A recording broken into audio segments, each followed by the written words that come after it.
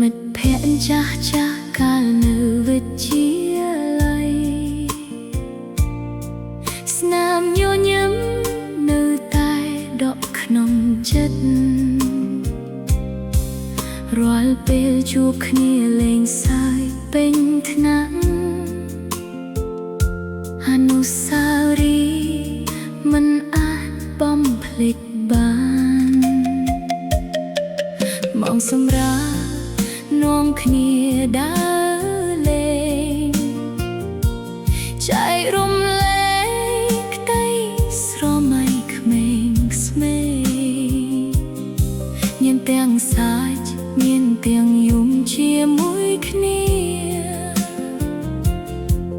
មិត្តភាពនោះមានតម្លៃខ្លាំងណាស់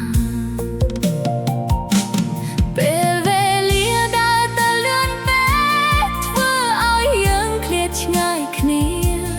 តែបេះដូងនៅតែនឹកនាថ្ងៃដែលយើងធ្លាប់សប្បាយ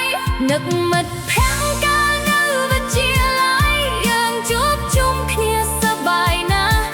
ច្រៀងលេងសើចមិនគិតអ្វីឡើយថ្ងៃទាំងនោះស្រស់ស្អាតក្នុងចិត្តទោះថ្ងៃនេះយើងនៅឆ្ងាយគ្នា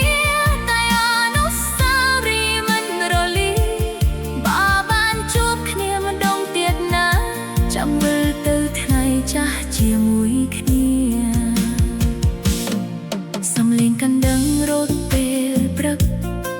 នាំឲ្យនឹកដល់មុខមិត្តអង្គុយជិតគ្នានិយាយរឿងស្នេហាពេលគ្រូជុំក៏នៅតែសាយរូបថតចាស់នៅក្នុងទូរស័ព្ទ